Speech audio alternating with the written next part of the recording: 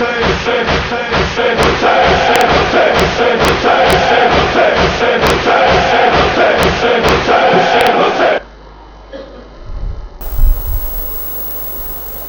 باللہ من الشیطان اللعین الرجیم بسم اللہ الرحمن الرحیم الحمد للہ رب العالمین الصلاۃ والسلام وتحیۃ والاکرام علی النبی المکی المدنی القرشی الہاشمی اللبتہی مولانا و مولا الثقلین جد الحسن والحسین ابی القاسم محمد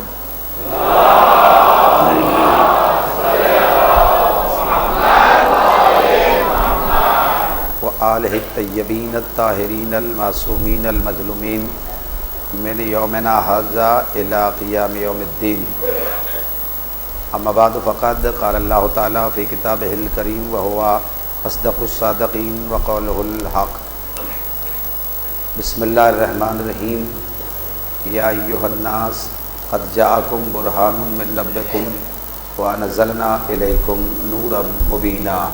صلوات پڑھے محمد آل محمد پر۔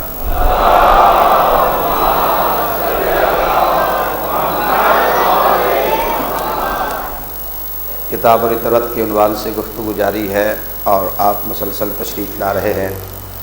شہزادی آپ کو آپ کی آمد کا بہترین جو حصہ ہے جس کا وہ عطا فرمائیں اور شہزادی آپ کی آمد کو قبول کریں۔ نیک حاجتیں جو بھی اس بارگاہ آقا میں لے کے آ رہے ہیں، ذات واجب کربلا کے مسافروں کے صدقے میں ان کی دعائیں تکمیل تک پہنچے، کوئی خالی ہاتھ بارگاہ آقا سے واپس گھر نہ جائے۔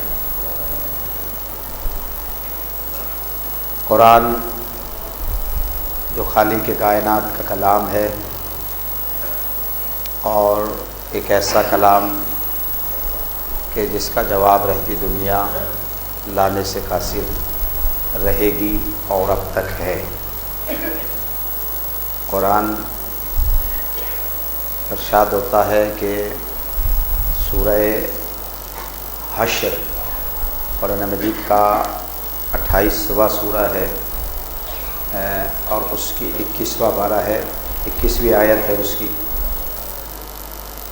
سورہ حشر جو ہے 58واں سورہ اور اس کی یہ 21ویں آیت ہے، لو انزلنا ھذا القرآن علی جبل لرأیتہ خاشعا متصدعا من خشیۃ اللہ۔ اگر ہم اس قرآن کو پہاڑ پر نازل کر دیتے تو تم دیکھتے کہ پہاڑ خوف خدا سے ٹکڑے ٹکڑے ہو جاتا۔ یہ ہے قرآن کا وزن، یعنی قرآن میں اتنا وزن ہے کہ پہاڑ اس کا وزن برداشت نہیں کر سکتے۔ اب رسول کے سینے نے اگر اسے برداشت کر لیا ہے تو تسلیم کرنا پڑے گا کہ رسول کا سینہ کتنا مضبوط ہے، اور جس کا سینہ اتنا مضبوط ہے اس کا دل اور دماغ کتنا مضبوط ہوگا۔ تو قرآن اگر پہاڑ پہ آ جائے تو شان کیا ہے؟ اگر پہاڑ پہ ہم نازل کرتے تو پہاڑ پھٹ جاتا، خوف خدا سے۔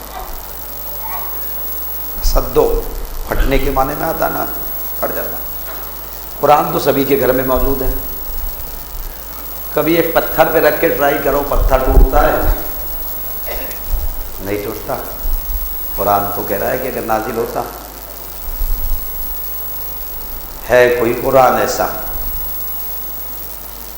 کہ جو پتھر کے قریب چلا جائے تو پتھر شگاف آ جاتا ہے اس میں ہے، اور قرآن کو وارث قرآن ہی تو سمجھائے گا، اور کون سمجھائے گا؟ اس لیے قرآن ہے تھیوری اور اہل بیت ہیں پریکٹیکل۔ کوئی تھیوری اس وقت تک سمجھ میں آ ہی نہیں سکتی جب تک کہ پریکٹیکل نہ کر کے دکھا دیا جائے۔ یہی وجہ ہے کہ کالجوں میں جہاں تھیوری پڑھائی جاتی ہے وہاں پریکٹیکل بھی کر کے دکھایا جاتا ہے۔ جیسے فارمولہ ہے H2O، پانی کا یہی تو فارمولا ہے کیمسٹری میں. اگر کسی سے کہیے کہ یہ جو پانی ہے یہ دو گیسیں ہیں، ہائیڈروجن اور آکسیجن، یہ جب دونوں ملتے ہیں تب پانی بنتا ہے، تو وہ لڑ جائے گا آپ سے، کیسی باتیں کر رہے ہیں، یہ پانی الگ ہے گیس الگ ہے، تھیوری نہیں مانے گا. لیکن اگر اسے آپ لیبوریٹری میں لے جائیں، پریوگ شالہ میں لے جائیں اور اس سے کہا ہے کہ اسے H2O کے لحاظ سے یعنی ہائیڈروجن 2 اور آکسیجن 1 یعنی اس کے عنوان سے اسے جب یکجا کرے تو فوراً کیا بنے گا؟ پانی بن جائے گا. تو اگر آپ ایسے سمجھائیں گے تو اسٹوڈنٹ کی سمجھ میں نہیں آئے گا کہ گیسیں ہیں یہ پانی کہاں ہے. لیکن جب پریکٹیکل کی منزل میں دیکھے گا اب انکار نہیں کرے گا، ہے نا. تو اللہ نے بھی اپنا علم یا تو قرآن کی طرف منتقل کیا یا اہل بیت کی طرف منتقل کیا. اللہ کا کلام جب خاموش رہتا ہے تو قرآن کہلاتا ہے، جب بولنے لگتا ہے تو آل نبی کہلاتا ہے. یہ اللہ کا کلام ہے نا. یعنی چپ رہے تو قرآن، بولے تو اہل بیت. جب اللہ کا علم لفظوں میں ڈھلے تو قرآن کہلائے، پیکر میں ڈھلے تو وارث قرآن بن جائے. سلامت پڑھے محمد آل محمد پر.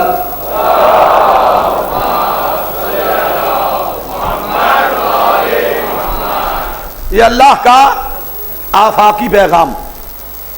بلا رتبن بلا یابسن للہ فی کتاب مبین. سورہ رام قرآن مجید کا چھٹا سورہ 7واں پارہ 59ویں آیت. کوئی بھی خوش کو تر ایسا نہیں ہے جو روشن اور واضح کتاب میں نہ ہو. سارا علم اپنے سینے میں قرآن لیے ہوئے ہے.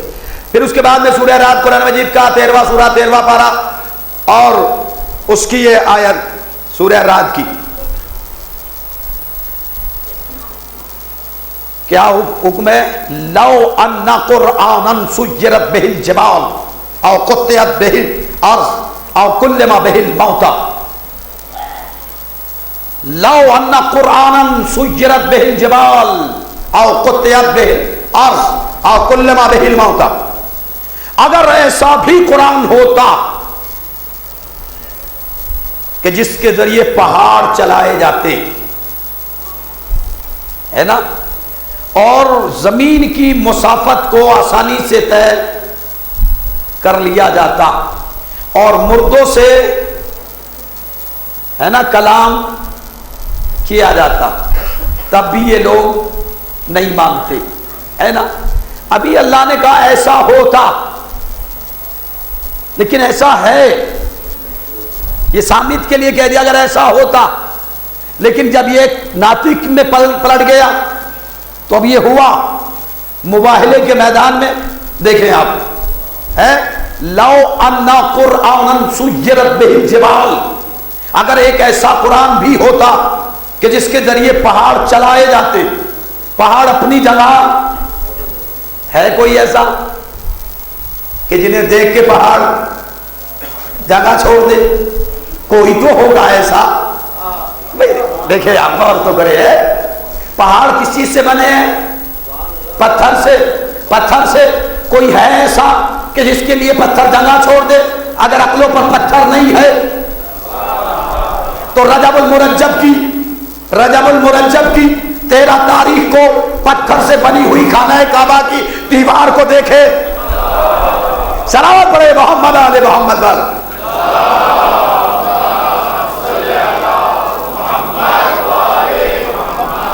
کہ جہاں پتھر پھٹ جاتے ہیں، دیوار پھٹ جاتی ہے پتھر کی بنی ہوئی.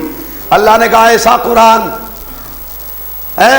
اور اگر ہم پہاڑ پہ نازل کرتے تو نے کہا ایک نمونہ دیکھ لو بولتے ہوئے قرآن کا کہ کیسے پتھر کی بنی ہوئی دیوار راستہ دے دیتی ہے، پھٹ جاتی ہے. تو اللہ نے کیا کہا؟ ایسا بھی قرآن ہوتا کہ جس کے ذریعے پہاڑوں کو چلایا جاتا. سورہ آل عمران قرآن مجید کا 3 سورہ 3 پارہ اور اس کی آیت نمبر 61. فمن حاجک فیہ من بعد ما جاءک من العلم فقل تعالوا ندعو ابناءنا وابناءکم ونساءنا ونساءکم وانفسنا وانفسکم ثم نبتہل فنجعل لعنة اللہ علی الکاذبین.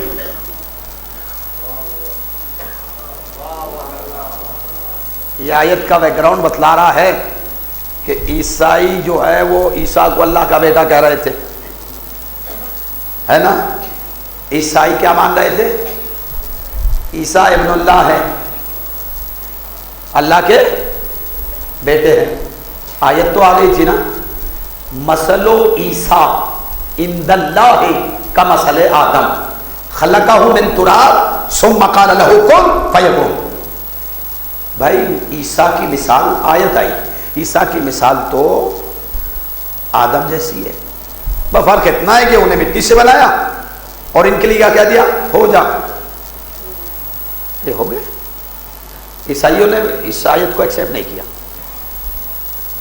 یعنی قرآن نازل ہو گیا، عیسائیوں نے نہیں مانا اس بات کو۔ اللہ نے کہا یہ تھیوری نہیں مان رہے ہے، ان کے سامنے پریکٹیکل ہونا چاہیے۔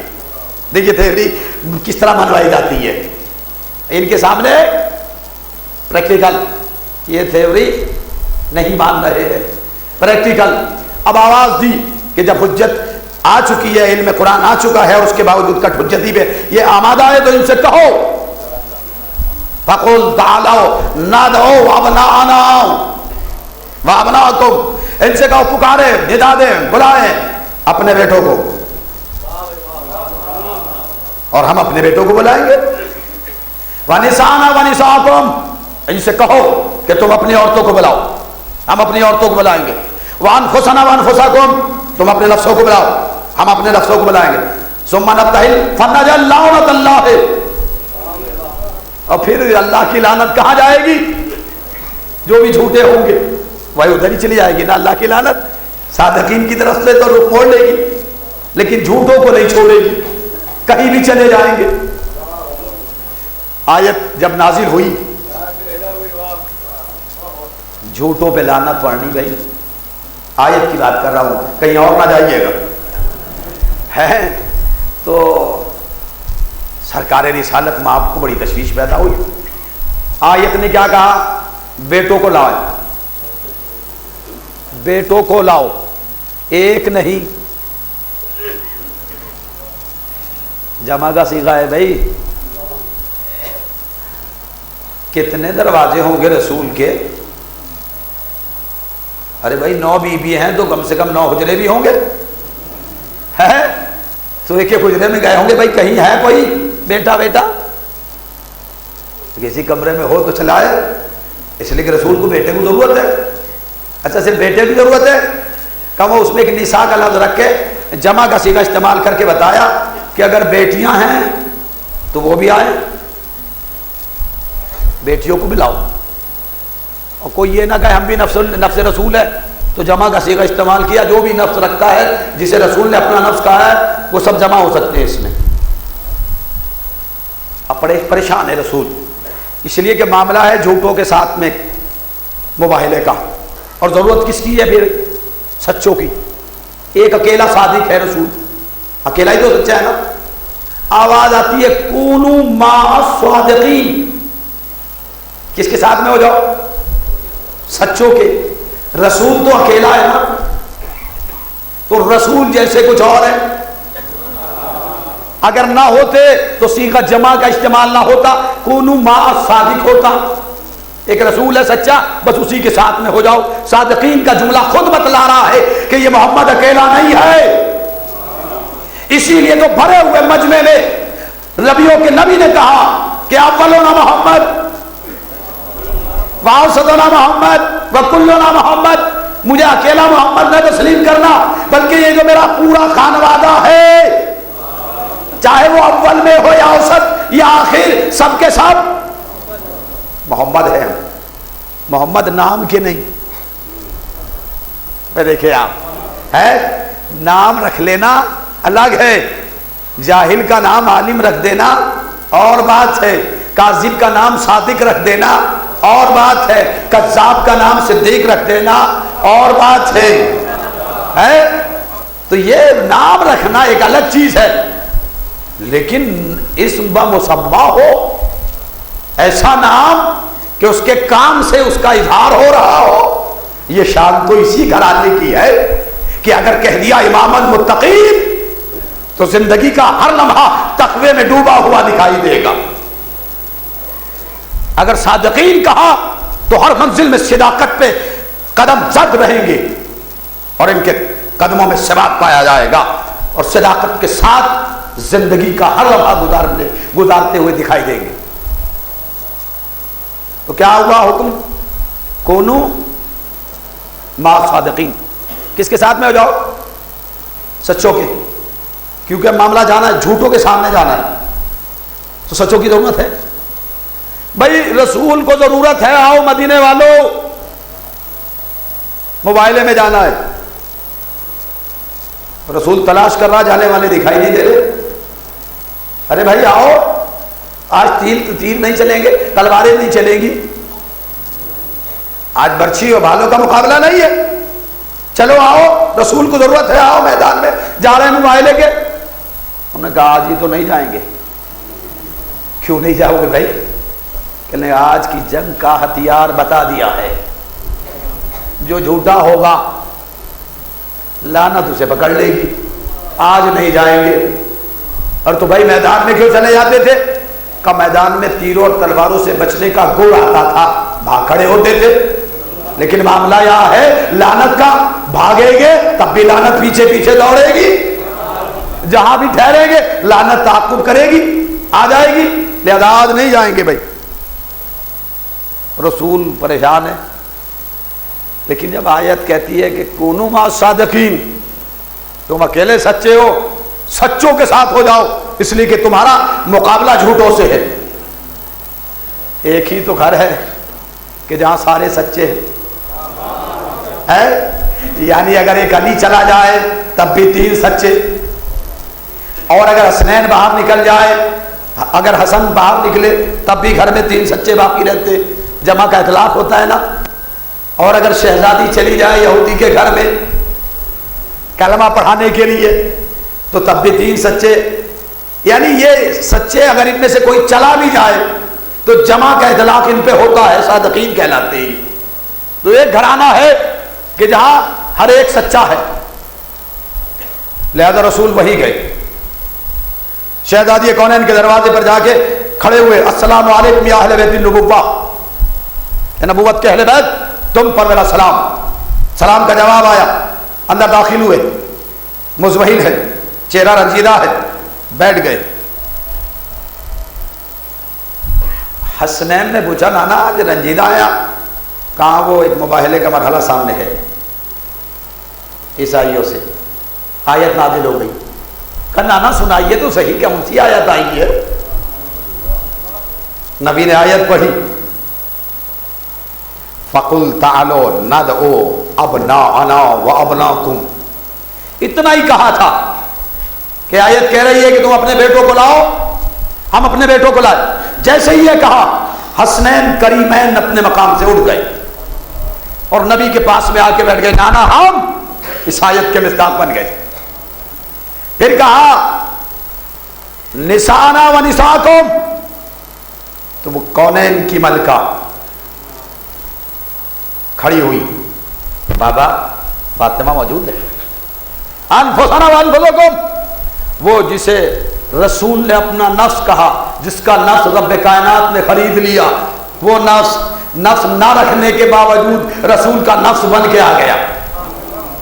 ارے بھائی اللہ نے خرید لیا تھا نا تو اب کہا ہے خرید لیا اللہ نے، جواب میں مرضیاں دے دی، مرضات اللہ کی مرضیاں جو ہے وہ خرید عوض میں ملی تھی۔ تو خیر آیت کو اس کا حق ملا، آیت نے کہا بیٹوں کو لاؤ، حسنین آ گئے، آیت نے کہا عورتوں کو لاؤ۔ عورت دیکھیے، عورت کے 3 روپ ہوتے ہیں، عورت کے 3 روپ، بیٹی، یا اس طرف دیکھیں آپ کہ ماں اور زوجہ اور بیٹی، یہ 3 درجے ہیں۔ عورت انسان کی زندگی کو کبھی ماں بن کے متاثر کرتی ہے، کبھی زوجہ بن کے متاثر کرتی ہے، کبھی بیٹی بن کے متاثر کرتی ہے۔ ان 3 عورتوں سے سابقہ ہے انسان کا، ان 3 جو مراتب ہیں، اور عورت کے لحاظ سے وہ پہلا مرتبہ ماں ہے نا، عورت کسی کی ماں ہوگی. دوسرے یہ زوجہ، وہ کسی کی زوجہ ہوگی. تیسرے بیٹی، وہ کسی کی بیٹی ہوگی. ہے یہ نہیں؟ فاطمہ زہرا کھڑی ہو گئی، نبی کے پاس میں آئی. نساءنا و نساءکم پڑھا رسول نے، شہزادی آ گئی. تینوں درجے پورے کر رہی ہے فاطمہ زہرا اکیلی، ہے نا.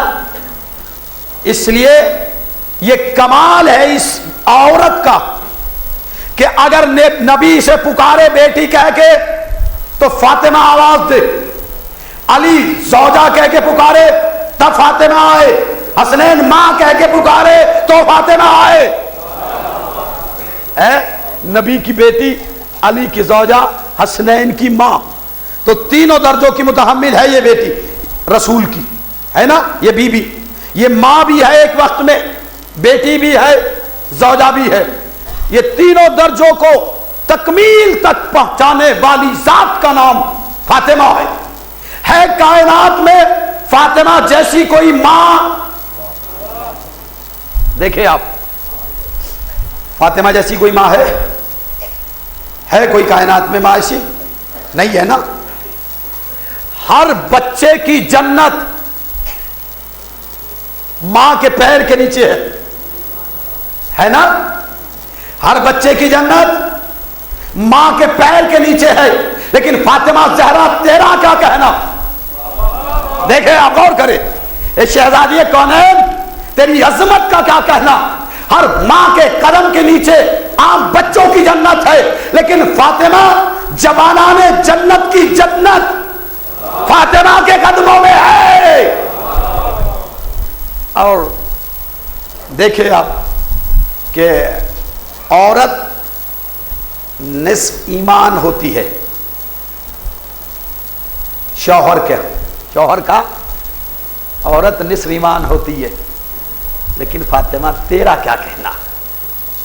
تو کل ایمان کا ایمان ہے نا. تو کل ایمان کا ایمان ہے. ہر بیٹی باپ کے لیے رحمت ہوتی ہے نا. ہر بیٹی باپ کے لیے رحمت ہوتی ہے. لیکن کیا تیری عظمت ہے بنت رسول، تو اس کے لیے رحمت ہے جو عالمین کے لیے رحمت ہے. سلام پڑھے محمد علی محمد پر.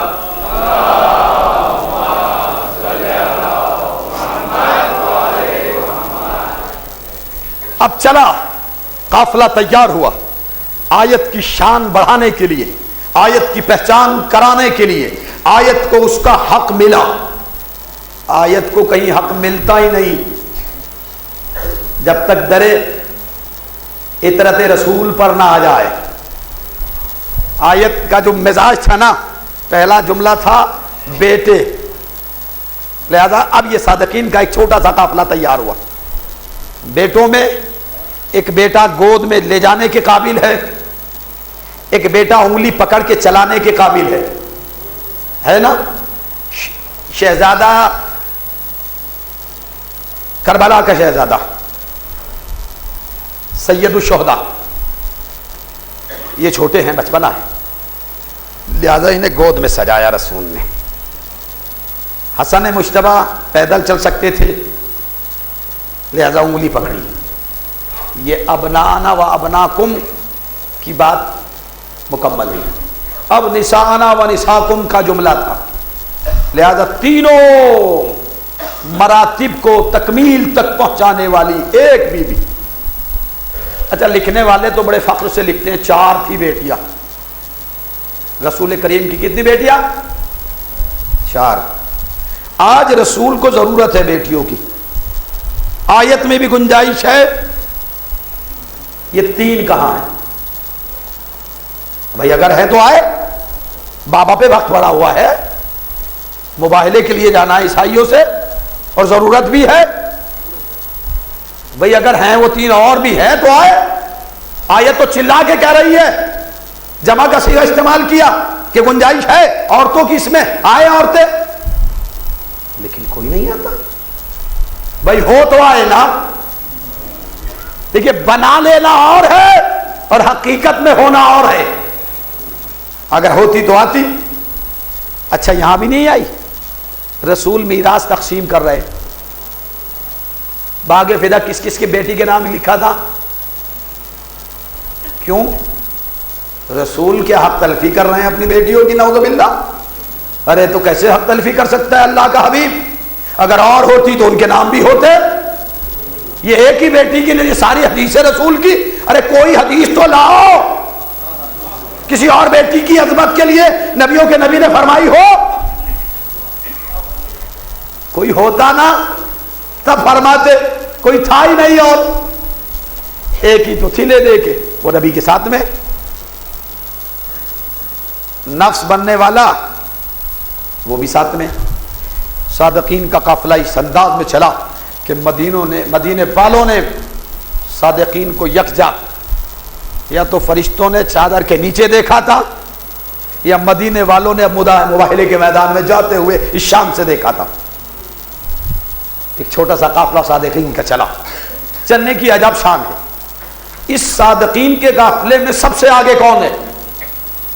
دیکھیے غور کریے, سب سے آگے کون؟ رسول. لیکن رسول سے بھی کوئی آگے ہے نا؟ حسین ہے. یہ خود نہیں گئے, رسول خود کیے ہوئے آگے اپنے. اب سمجھے عظمت حسین, جو صداقت کی جنگ میں بچپن میں رسول سے بھی آگے ہو اسے حسین کہتے ہیں. یہ ہے حسین. سینے سے ایسے لگائے ہوئے ہیں کہ جیسے گویا حرز جواد گلے میں لٹکا ہوا ہو. بڑی شان سے سینے سے لگا کے ایک چاند سے بیٹے کو چلے رسول کریم. ایک بیٹا انگلی پکڑے ہوئے ہے. انگلی پکڑنے کی ایج الگ ہوتی ہے بچوں کی, گود والی ایج الگ ہوتی ہے, اور برابر میں بیٹھنے اور چلنے کی ایج وہ الگ ہوتی ہے. اب بچوں کو آپ بھی انگلی پکڑ کے لے کے چلتے, جب چھوٹے بچے ہوتے ہیں تو اس وقت آپ جب انگلی پکڑ کے لے کے چلتے ہیں کسی بچے کی, چھوٹے کی, تو یہ بتائیے کہ بچہ اپنے قدموں کو آپ کے قدم کے ساتھ بڑھاتا ہے, یا آپ اپنی رفتار کو کم کر کے, میں دیکھیں آپ ہے اپنے پیر چھوٹے چھوٹے قدم رکھتے ہیں, کیا ہوتا ہے؟ حسن کا بچپنا ہے, رسول ہاتھ پکڑے ہوئے ہے حسن مجتبیٰ کا. اب دو بات میں سے ایک بات تو ماننی ہی پڑے گی کہ یا تو رسالت امامت کے بچپن کے قدم کے ساتھ اپنے قدموں کو ڈھال رہی تھی, یا پھر تسلیم کرنا پڑے گا کہ بچپنے کی امامت رسالت کے قدم کے برابر قدم رکھ رہی تھی. ہے نا بھائی؟ دو میں سے ایک بات تو تسلیم ہی کرنی پڑے گی کہ یا تو رسول خود چھوٹے چھوٹے قدم رکھ رہے ہوں گے, تب بھی سلام اس رسول کے نواسے کو کہ رسالت امامت کے بچپن کے قدم کے سانچے میں اپنے قدم کو ڈھال رہی ہے. اور اگر اپنے لحاظ سے بڑے بڑے قدم بڑھا رہے تھے تب بھی سلام اس بچپن کی امامت کو کہ یہ بچپن کی امامت رسالت کے قد کے برابر اپنے قدم کو آگے بڑھا رہی تھی. ہے نا؟ تو یہ شان ہے حسن سبز قبا کی. پیچھے کون؟ شہزادی کونین. عالم کیا ہے؟ آگے نبیوں کا نبی, پیچھے ولیوں کا ولی, ادھر اور سامنے اماموں کے امام. یہ شان ہے قافلے کی. ایک نبیوں کا سردار اس قافلے میں, ایک ولیوں کا سردار, دو جوانان جنت کے سردار, ایک عورتوں کی سردار. ایک صلوات پڑھے محمد آل محمد پر.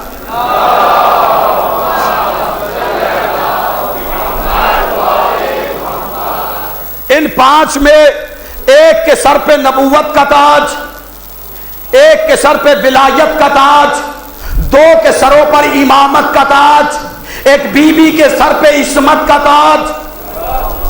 جبکہ عالم یہ ہوتا ہے کہ ایک وقت میں دو بادشاہوں کے سروں پہ تاج نہیں رکھے جاتے. اور اگر رکھنے کی کوشش کی جاتی ہے تو تلواریں فیصلہ کرتی ہیں. ایک وقت میں ایک ہی سر پہ تاج دکھائی دے گا، ایک ہی وقت میں ایک بادشاہ ہوگا، دو نہیں ہوتے نا. ایک باپ کے دو بیٹے ہیں، باپ کے مرنے کے بعد دونوں نہیں بیٹھیں گے. ارے بھول گئے امین اور مامون ہے؟ کم بخت مرا تو دو بیٹے چھوڑ کے مرا، اور وہ دونوں دعوے دار تھے خلافت کے، میں خلیفہ بنوں. نتیجے میں ایک نے ایک کو قتل کروا دیا. کیوں؟ ایک وقت میں دو تاج دو بادشاہ کے سر پہ نہیں ہو سکتے. لیکن یہ عجیب بادشاہ ہے، یہ عجیب گھرانہ ہے کہ یہاں ایک وقت میں 5 تاج. فاطمہ کا ایک باپ ہے، ایک شوہر ہے، بیٹے ہیں. باپ کے سر پہ فاطمہ کے نبوت کا تاج، شوہر کے سر پہ ولایت کا تاج، بیٹوں کے سروں پر امامت کا تاج، خود شہزادی کے سر پہ عصمت کا تاج. یہاں کوئی کنٹرڈکشن نہیں، یہاں کوئی جھگڑا نہیں. ہر ایک کے یہاں مساوات نہیں ہوتی، ہر ایک برابر نہیں ہے. هل يستوي الذين يعلمون والذين لا يعلمون؟ کیا جاننے والے اور نہ جاننے والے برابر ہو سکتے ہیں؟ نہیں ہو سکتے نا. هل يستوي الخبيث والطيب؟ کیا خبیث اور طاہر برابر ہو سکتے ہیں؟ نہیں ہو سکتے. علم رکھنے والے اور جہالت کے گڑھے میں ڈوبنے والے برابر نہیں ہو سکتے. خیبر کا در اکھاڑنے والے، خیبر سے بھاگ جانے والے برابر نہیں ہو سکتے. سانپ کو دیکھ کے غار میں رونے والے اور سانپ کو 2 ٹکڑوں میں تقسیم کرنے والے برابر نہیں ہو سکتے. صدقہ کھانے والے اور جن پہ صدقہ حرام ہے وہ برابر نہیں ہو سکتے. برابری کا تصور ہی نہیں ہے، کہیں نہیں ہے. انسانوں کو چھوڑیے، نبیوں میں برابری نہیں ہے. تلک الرسل فضلنا بعضهم علی بعض، ہم نے نبیوں میں بھی ایک بعض کو بعض پہ فضیلت بخشی. سب برابر نہیں، سب برابر نہیں ہے نا. انسان کے سارے آدمی، یہ دھرتی پہ رہنے والے سارے انسان برابر نہیں. ایک باپ کی 5 اولادیں، ایک باپ کی، ایک ماں ہے، ایک باپ ہے، اولادیں 5 ہے، وہ 5 برابر نہیں ہیں. ہر ایک کا نیچر الگ، ہر ایک کی خواہشیں الگ، ہر ایک کی آرزویں الگ، ہر ایک کا نیچر الگ، ہر ایک کی فطرت الگ ہے یا نہیں؟ صورتیں بھی الگ. ایک باپ کی 5 اولادیں برابر نہیں ہے، اور سب عظمت میں بھی برابر نہیں، صورت میں بھی، سیرت میں بھی سب برابر نہیں. اسی طریقے سے نبیوں کی بات آئی، اللہ نے کہا سارے نبی برابر نہیں، سارے انسان برابر نہیں، جنات برابر نہیں، زمین سے اگنے والے پودے برابر نہیں، شجر کے ثمر برابر نہیں ہے، سمندر میں رہنے والی مخلوق برابر نہیں ہے، آسمان کے تارے برابر نہیں ہے، قرآن کے پارے برابر نہیں ہے. کہیں برابری کا تصور نہیں ہے. لیکن اگر برابری ہے تو بس یہی ملے گی کہ جہاں اول بھی محمد، اوسط بھی محمد، آخر بھی محمد. اور اتنی برابری کہ اگر ایک محمد خواب میں کسی کو 18 خرمے دے دے تو جاگتے ہوئے دوسرا محمد اتنے ہی دے گا، اس سے زیادہ نہیں دے سکتا ہے. بھائی ایک شخص نے، احمد نے خواب میں دیکھا کہ نبی کریم مسجد میں بیٹھے ہوئے ہیں. خواب میں دیکھا، خواب میں کہ سرکار پیغمبر کے جانے کے بعد کی بات ہے. خواب میں کیا دیکھ رہا ہے کہ آقا نامدار سرکار رسالت مآب مسجد میں تشریف فرما ہے. ایک خوان ان کے سامنے خرمے کا بھرا ہوا رکھا ہے. اس کا بیان یہ ہے کہ میں مسجد میں داخل ہوا، رسول کو سلام کر کے بیٹھ گیا. سرکار نے اس طرح ہاتھ بڑھایا، پیغمبر نے خواب میں دیکھ رہا اور اٹھایا، خرمے اٹھائے اپنے پاک ہاتھ میں اور اسے دے دیے. اس نے لیے، لینے کے بعد جب اس نے کاؤنٹ کیا تو 18 دانے تھے. کتنے خرمے تھے؟ 18. یہ خواب میں دیکھ رہا ہے. صبح ہو گئی، نکلا گھر سے، اور نکلنے کے بعد مسجد کے قریب سے گزر رہا تھا تو دیکھا وقت کا محمد مسجد میں ہے. یہ مسجد میں گیا تو اس نے پھر دیکھا وہاں بھی خان رکھا ہوا ہے، خرمے سے بھرا ہوا. امام نے کہا آجا بھائی آ گیا, سلام کر کے بیٹھ گیا. امام نے دیکھا ادھر, ہاتھ ادھر بڑھایا اور ہاتھ بڑھا کے اسے خرمے دے دیے. اس نے لے کے ادھر چھپا کے کاؤنٹ کیے. جب کاؤنٹ کیے تو 18. انہوں نے کہا مولا اور دے دیجئے. آقا اور دے دیجئے. کہا اگر میرے نانا نے خواب میں اس سے زیادہ دیے ہوتے. سلام پڑھے محمد علیہ محمد پر.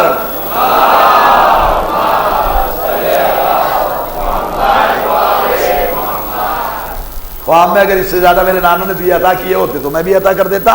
اتنے ہی دیے تھے نا. سرکار آپ کو کیسے پتا کہ تیرے خواب میں یہ بات بعد میں آئی تھی, ہمارے علم میں پہلے آ گئی. ہمیں تو وہ بھی پتا ہے جو تیرے آبا و اجداد کو نہیں پتا تھا. ہم سے پتا پوچھ رہا ہے. جس سے خطا ہو جائے وہ نہ پوچھے پتا. پتا ہم جو بتا دیتے ہیں وہ صحیح بتاتے ہیں. اس لیے ہر آدمی ہم سے پتا بھی نہیں پوچھتا, اس لیے کہ ہم پورا پتا بتاتے ہیں. اس کا باپ کہاں کا تھا, اس کی ماں کہاں کی تھی, اس کا وجود کیسے تھا, یہ کہاں پیدا ہوا, جھگڑا ہو رہا تھا, کون کون کہہ رہا تھا, یہ میرا پتا تو یہ بتا دیتے ہیں نا. اور اسے پتا, ان کو تو بتانے کی ضرورت ہی نہیں ہوتی. ان کی محبت کی کسوٹی پہ پرکھ کر دیکھ لو, پتا چل جائے گا. انہیں بتانے کی بھی ضرورت نہیں ہوتی. تو اب یہ قافلہ صادقین کا چلا. جب چلا تو شہزادی کدھر ہے؟ آگے نبیوں کا نبی, پیچھے ولیوں کا ولی, درمیان میں عصمت پوش بی بی. عصمت جس کا طواف کرے وہ فاطمہ, امامت جس کی گود میں پروان چڑھے وہ فاطمہ, رسالت جس کا احترام کرے وہ فاطمہ, ولایت جس سے مشورے لے وہ فاطمہ, عبادت جہاں پروان چڑھے وہ فاطمہ, سخاوت جس کے گھر کا چلن ہو وہ فاطمہ, عصمت جس کا چکر کاٹتی ہے وہ فاطمہ, فرشتے جس کے پاس میں آتے ہیں وہ فاطمہ, جبریل جس کی چکی چلائے وہ فاطمہ, جو یہودی کو کلمہ پڑھائے وہ فاطمہ, رسالت جس کے احترام میں کھڑی ہو جائے وہ فاطمہ. کہاں ہے فاطمہ؟ کہاں ہے فاطمہ؟ فاطمہ کل نور, جزو نور, زوجہ نور, بنت نور, مادر نور.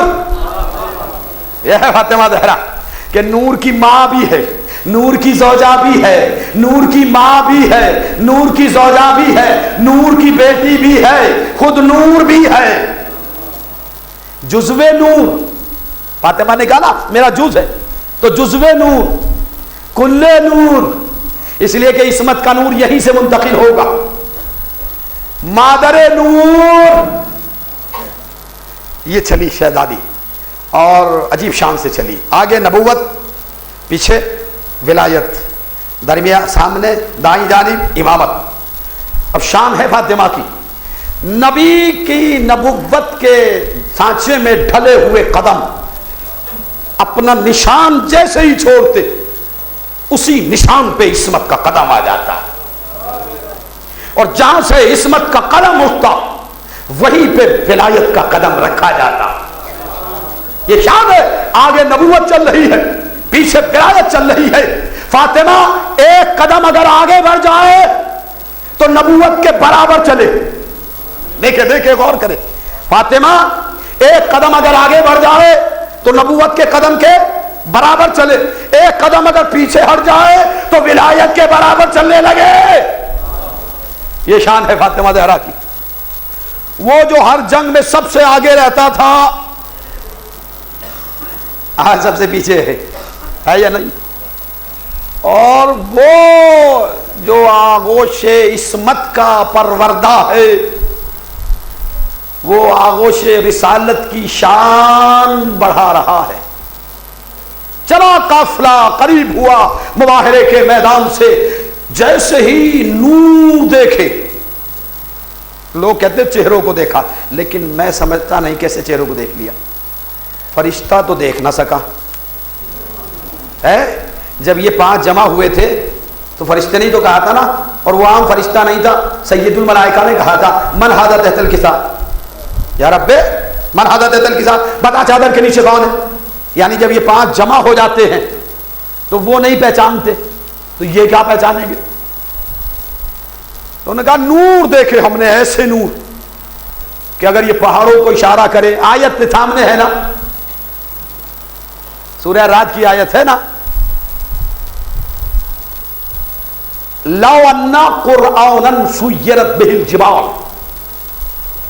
اگر ایسا بھی قرآن ہوتا کہ جس کے ذریعے سے پہاڑ چلائے جاتے، پہاڑ چل جاتے، اپنی جگہ پہاڑ چھوڑ دیتے، تو ان علماء نے دیکھ کے نور کو کیا کہا؟ ہم ایسے انوار دیکھ رہے ہیں کہ اگر یہ پہاڑوں کو اشارہ کر دے تو پہاڑ اپنی جگہ چھوڑ دے. قرآن نے کہا اگر ایسا بھی ہوتا، اس کا مطلب یہ قرآن اشارہ کر رہا تھا بولتے ہوئے قرآنوں کی طرف. یہی ہے نا. دوسری شان کیا تھی؟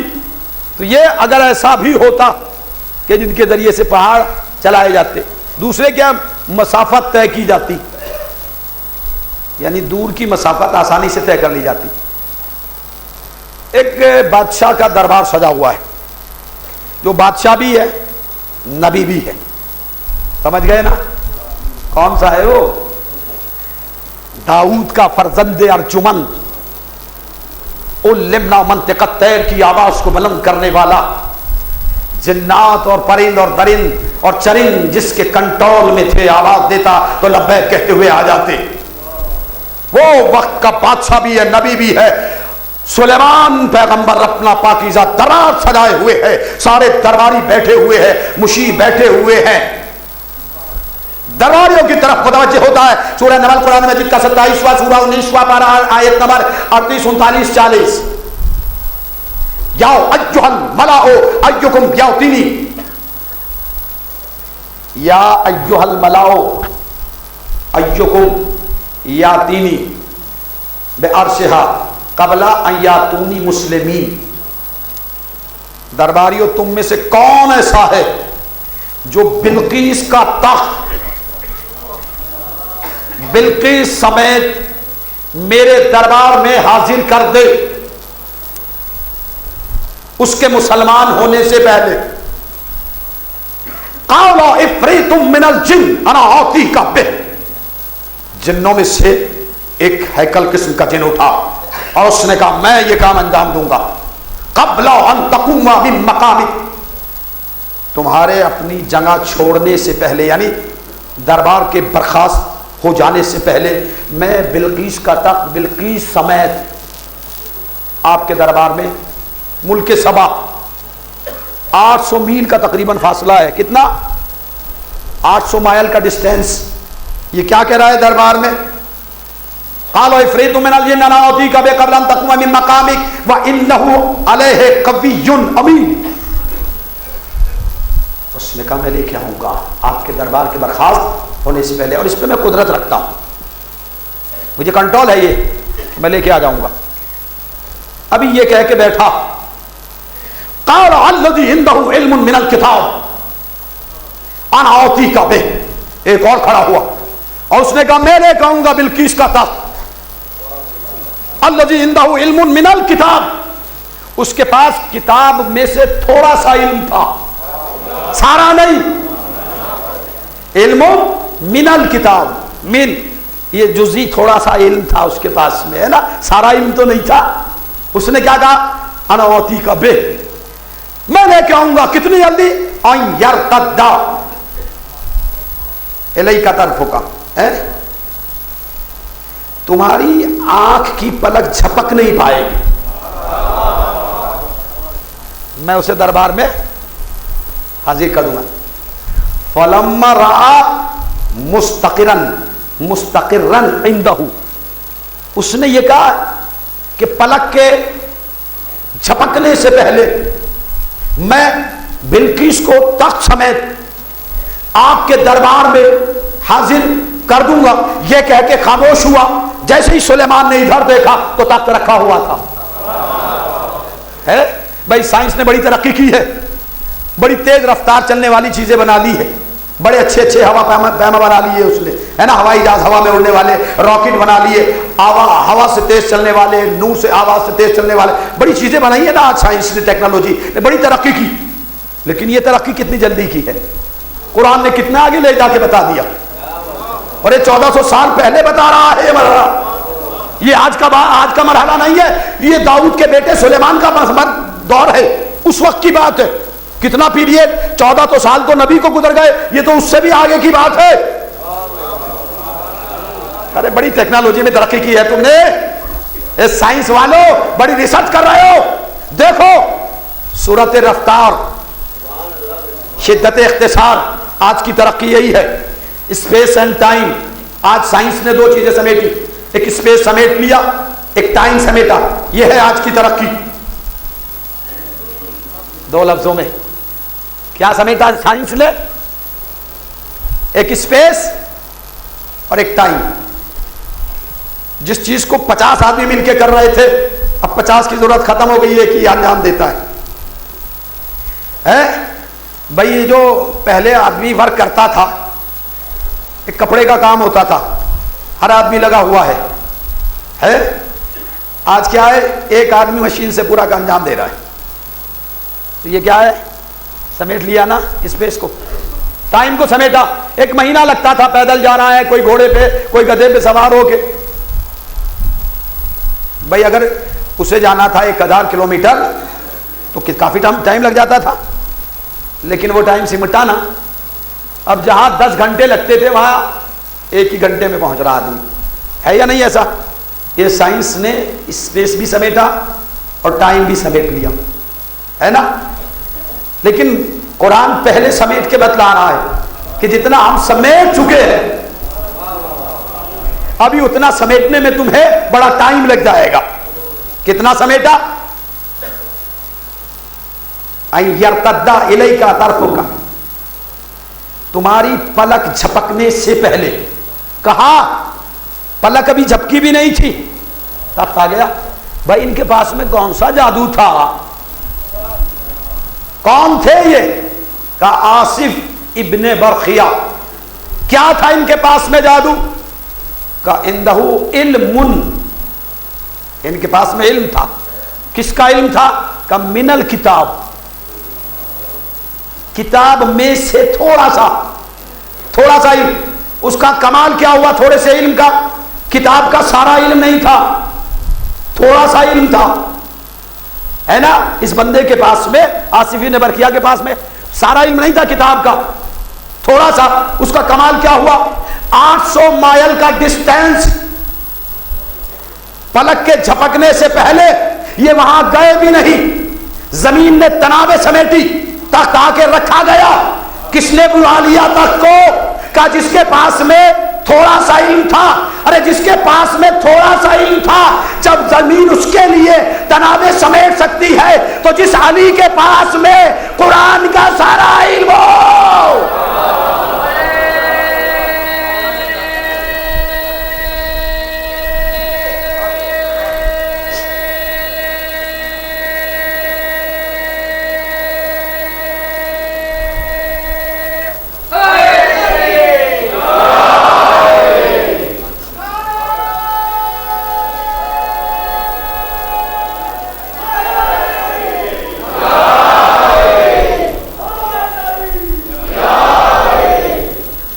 علم کتنا تھا؟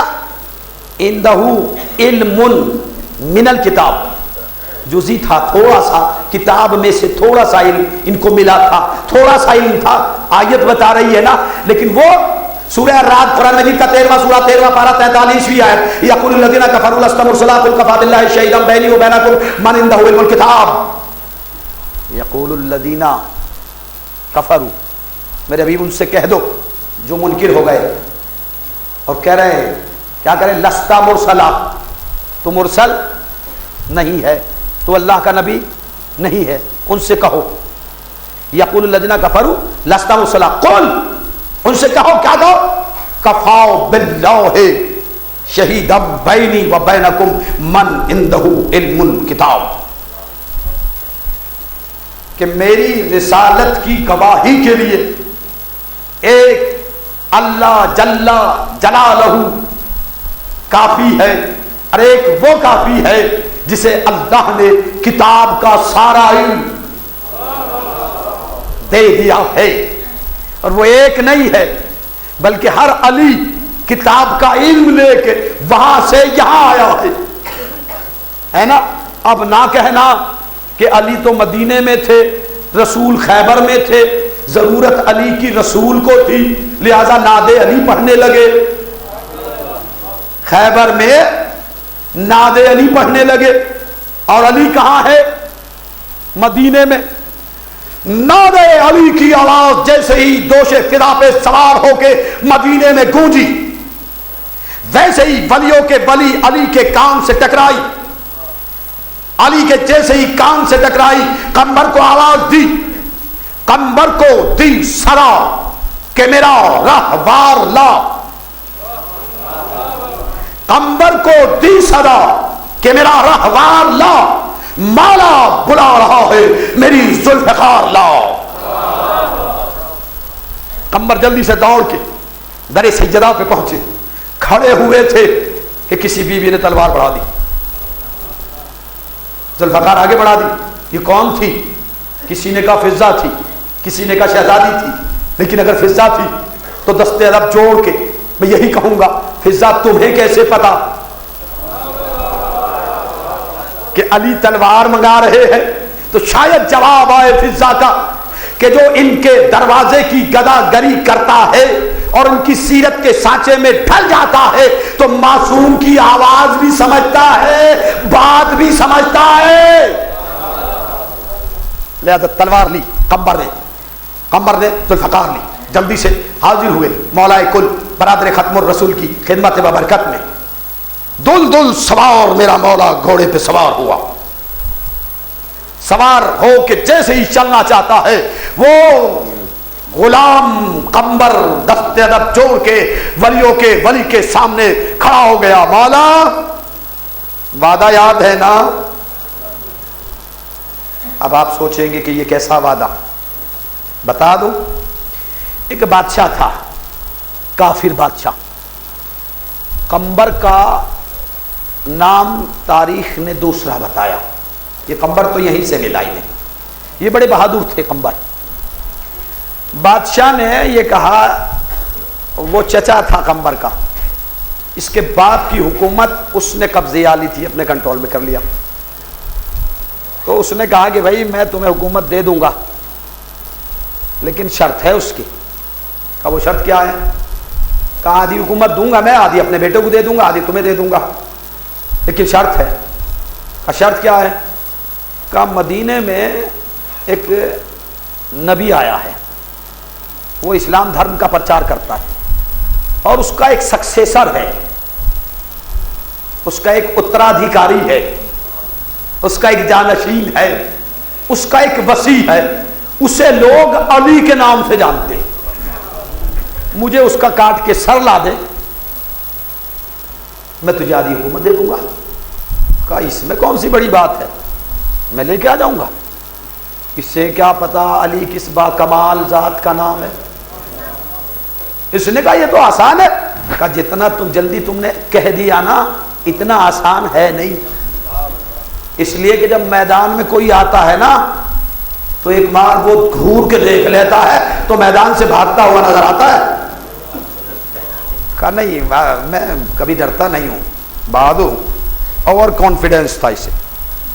جا لے قمبر، تو اکیلا نہیں جا، اس کا نام دوسرا بتایا تاریخ نے، اکیلا مت جا، 1000 سپاہی تجھے دے رہے ہیں ہم، بیٹے کو بھی بھیج رہے ہیں تیرے ساتھ میں، جا تیری کمک بھی ہو جائے گی۔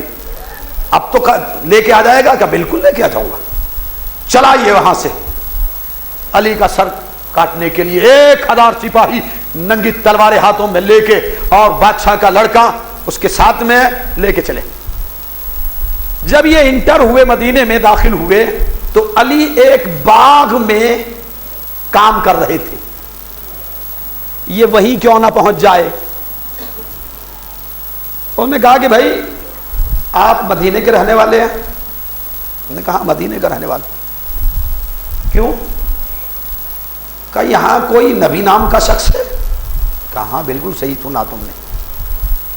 کہا اس کا ایک کوئی جانشین علی کے نام سے جانا جاتا ہے، علی ہے؟ انہوں نے کہا ہاں علی بھی ہے۔ کیوں؟ کہا مجھے اس کا سر چاہیے۔ مسکرائے علی، تم کاٹ لو گے علی کا سر؟ انہوں نے کہا ہاں بالکل کاٹ لوں۔ یہ بتائیے اس کا قد و قامت کیسا ہے؟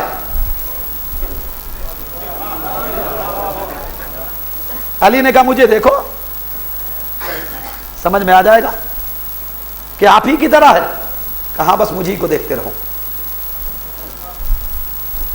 کتنا لمبا چوڑا ہے؟ کہا نا بس مجھے دیکھ لو، علی سمجھ میں آ جائے گا تمہاری۔ کہا کیسے لڑتا ہے وہ؟ کہا لڑنے کی شان اس کی یہ ہے کہ وہ بھاگتے ہوئے کے پیچھے نہیں بھاگتا، اور وہ خود بھی کبھی میدان چھوڑ کے نہیں بھاگتا، اور دوسری شان یہ ہے کہ وہ پہلے زندگی اسے دینا چاہتا ہے۔ اگر کافر ہے تو اس سے کہتا ہے کلمہ پڑھ لے، وہ اگر کلمہ پڑھ لیتا تو اسے بخش دیتا ہے۔ اس کے باوجود وہ دشمن سے کو پہلے آرڈر دیتا ہے کہ وہ وار کر، جب اس کا نمبر آتا ہے پھر کہتا ہے اگر جان بچانی ہے تو بھاگ جا۔ کہا اچھا ایسا ہے کیا؟ کہا ایسا ہی ہے۔ لڑنے کا انداز کیسا ہے اس کا؟ تلوار کیسے چلاتا ہے؟ کہا تو پہلے میرے ساتھ میں آ جا، تلوار چلا تو تجھے پتا چلے گا وہ کیسے چلاتا ہے۔ ارے کہ آپ کی بات، ابھی آپ کا تو کام تمام کر دوں گا میں۔ کہا اچھا اوور کانفیڈنس ہے؟ ہاں۔ علی کے ہاتھ میں تلوار نہیں بیلچا تھا، اسی بیلچے کو لے کے فیلڈ میں آ گئے۔ انہوں نے کہا وار کر، انہوں نے کہا پہلے آپ پھر میں۔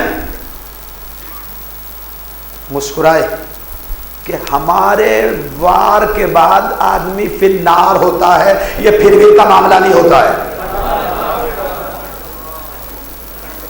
اب وہ چونکا یہ کیا کہہ رہے؟ انہوں نے کہا نہیں تو وار کر بھائی، ٹرائی کر، تو آیا ہے علی کا سر کاٹنے کے لیے، چل وار کر۔ اس سے اور کانفیڈنس تھا، بڑے فنون جنگ سے آ رہا تھا اور پیراستہ تھا، اور اس نے جتنے فن تھے تلوار چلانے کے، نیزہ چلانے کے، سارے اپنا لیے۔ لیکن علی کے بیلچے نے اس کی تلوار کو اپنے جسم کا بوسہ نہیں لینے دیا، دور ہی رکھا۔ اور جب وہ تھک گیا، پسینے سے چور ہو گیا، ہانپنے اور کانپنے لگا، کہا بھائی اب یہ تو آپ سے تو مقابلہ کرنا بڑا مشکل ہو گیا۔ جب وہ تھک گیا نا، اب نمبر تھا علی کا۔ علی نے وہ بیلچہ پھینک دیا اور کہا جس علی کی تلاش میں تو آیا ہے وہ علی تیرے سامنے کھڑا ہے، اور تجھے سر کی ضرورت ہے تو لے، ابو طالب کے بیٹے کا سر موجود ہے۔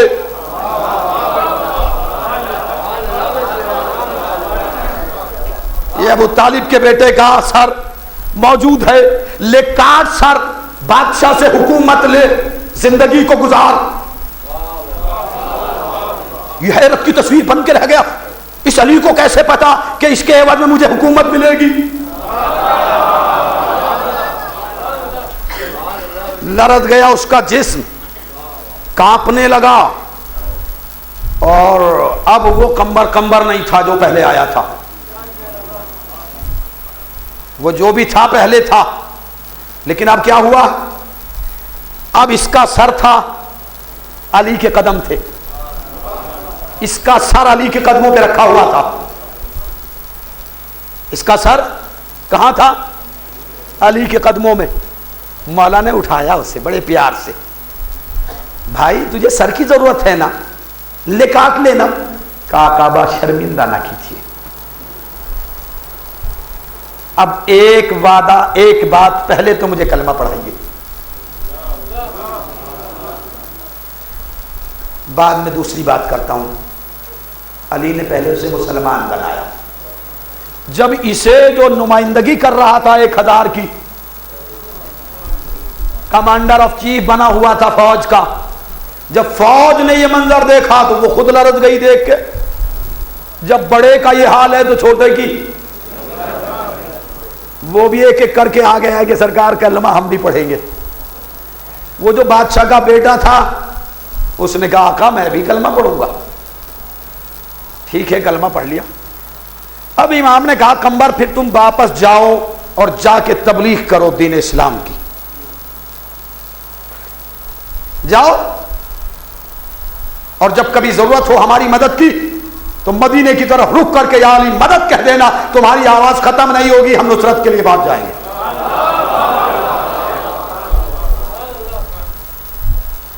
انہوں نے کہا مولا میں تو نہیں جاؤں گا، جس دل میں آپ کی محبت آ گئی تخت کی محبت ختم ہو گئی، مجھے نہیں چاہیے تخت، بس اب ایک میرا وعدہ یہ ہے کہ یا تو یہ سر قلم کر دو یا پھر یہ وعدہ کیجئے کہ کسی منزل پہ آپ مجھے اکیلا نہیں چھوڑیں گے، ہر جگہ مجھے ساتھ میں رکھیں گے۔ بھائی کیا وعدہ ہے، دیکھیں آپ غور کریں، قمبر کا وعدہ دیکھیں، مولا یا تو سر قلم کر دیجئے، مجھے نہیں چاہیے ایسی زندگی جو آپ سے دور گزر جائے، یا اپنے سے کبھی دور نہ کرے، یہ وعدہ کریں۔ مولا نے کہا ٹھیک ہے، ہم زندگی لیتے نہیں ہیں، زندگی دینے والے کا نام علی ہے، لینے والے کا نام نہیں۔ اب اس کے بعد امام نے اس سے کہا جو بادشاہ کا بیٹا تھا کہ جاؤ جا کے تبلیغ کرو اور مدد کی ضرورت ہو تو ہمیں پکار لینا، ہم آ جائیں گے۔ یہ یہاں سے بادشاہ کا لڑکا واپس گیا اور 1000 سپاہیوں کو لے کے اور دربار میں داخل ہوا۔ باپ تخت پہ بیٹھا ہوا ہے، 2-4 سپاہی ادھر کھڑے، 2-4 ادھر کھڑے، یہ 1000 سپاہیوں کو لے کے پہنچ گیا۔ اس نے کہا بابا ہم آ گئے ہیں اور ہم کامیابی کے ساتھ واپس آئے ہیں۔ میں دیکھیں آؤ، ہم کامیابی کے ساتھ واپس آئے۔ بادشاہ خوش ہو گیا کہ لا کاٹ لائے علی کا سر۔ نے کہاں ہے وہ سر؟ کہ کیسا سر؟ کہا تو پھر کامیابی کیسی؟ کہ کامیابی اس بات کی کہ ہم نے اس علی کا کلمہ پڑھ لیا ہے جس کا سر کاٹنے کے لیے گئے تھے۔ بادشاہ ببولا ہو گیا، کم وقت میرا بیٹا ہو کے بھرے دربار میں میری توہین کر رہا ہے۔ سپاہیوں کو حکم دیا اسے قتل کر دو۔ جیسے اس سپاہی آگے بڑھے، وہ 1000 جو کلمہ پڑھے ہوئے تھے نیاموں سے تلواریں نکال کے کھڑے ہو گئے۔ خبردار بادشاہ، اگر اس سے کسی نے ہاتھ لگایا خون کی نبضیں ہو جائیں گی دربار میں۔ اچھا تو تم نے بھی کلمہ پڑھ لیا؟ ارے کم وقت تو جاتا تو تو بھی کلمہ پڑھ کے واپس آتا۔ علی ہے ہی ایسا کہ دشمن کیسا بھی ہو اس کا گرویدہ ہو جاتا ہے۔ اب دیکھیے بادشاہ نے سپاہیوں کو اشارہ کیا رکے، اور اس نے وہ معاویہ والی چال استعمال کی۔ اس نے کہا بادشاہ نے ٹھیک ہے ہم تمہیں قتل نہیں کریں گے۔ بات آئی گئی ہو گئی، 1 دن گزرا، 2 دن گزرا، کچھ دن گزر گئے۔ سپاہیوں کو الگ الگ اس نے جگہ پر بھیج دیا جنہوں نے کلمہ پڑھا تھا۔ اب رہ گیا وہ بیچارہ اکیلا۔ اب جیسے ہی وہ دربار میں آیا تو اس نے اپنے سپاہیوں کو حکم دیا، اسے پکڑ لیا۔ سپاہیوں نے کہا اب بتا تیرا مددگار کون ہے؟ اب تجھے کون بچانے کے لیے آئے گا؟ اب تجھے قتل کر دیا جائے گا۔ مسکرایا، باپ کی آنکھوں میں آنکھیں ڈالی کہ میرا مددگار جب بلاؤں گا تو آئے گا۔ کہا اتنا یقین ہے؟ کہاں یقین ایمان سے بنتا ہے، وہ کل ایمان ہے۔ صلوات پڑھے محمد آل محمد پر۔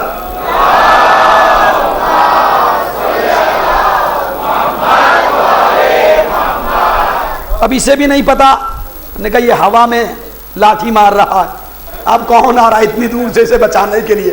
یہاں سے کوئی سپاہی اسے جا کے بتائے گا نہیں، اور اتنے بتائے گا بھی تو تیرا تو کام ہی تمام ہو جائے گا۔ کہا یہ تو وقت بتائے گا کہ کام کس کا تمام ہوگا، نام کس کا روشن ہوگا۔ کہنے اچھا، سپاہیوں کو حکم دیا جلاد کو بلایا کہ اس کی گردن کا اڑا دی جائے، میرے سامنے اڑائی۔ ادھر سے جلاد جیسے ہی قریب آیا تو علی نے چلتے چلتے کہا تھا ضرورت ہو مدد کی مدینے کی طرف رک کر کے آواز دینا یا علی مدد، تیری آواز ختم نہیں ہوگی، ہم حاضر ہو جائیں گے۔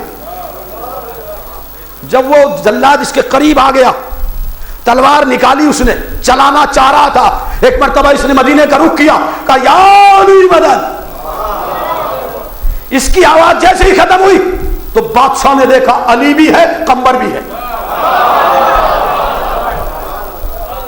لرز گیا، یہی علی ہے، ہاں یہی علی ہے، دیکھ۔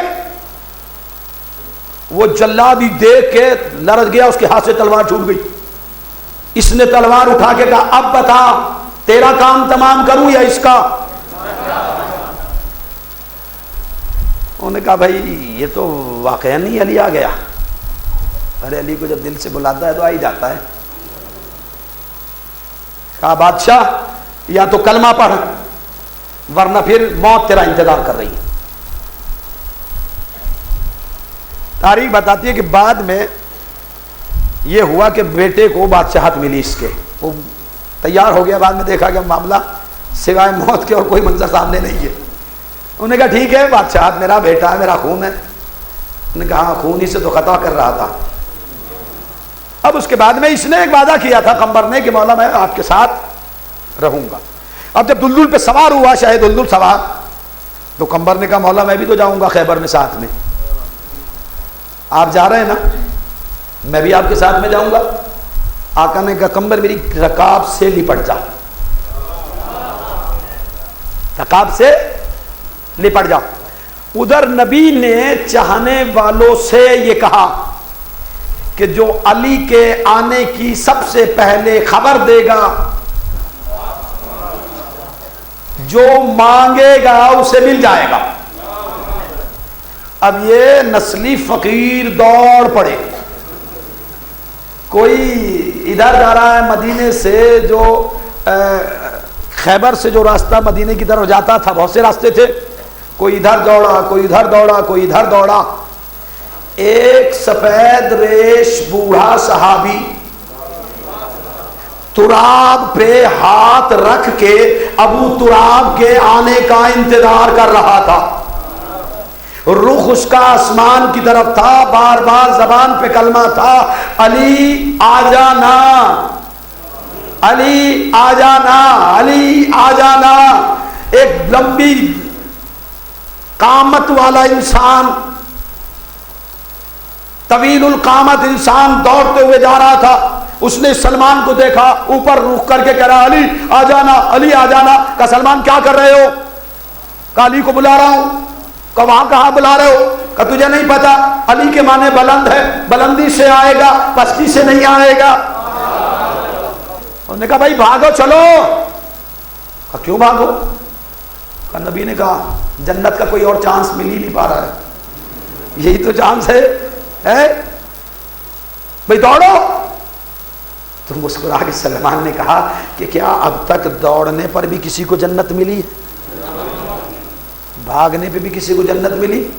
میں نے کہا سلمان کیسی بات کہہ رہے ہو، چلو دوڑو بھاگو، آؤ علی کا انتظار کریں، دیکھیں علی کس راستے سے آ رہے۔ میں نے کہا معاف کرنا، میں اہل بیت میں شامل ہو چکا ہوں، مجھے بھاگنا اچھا نہیں لگتا، مجھے بھاگنا اچھا نہیں لگتا۔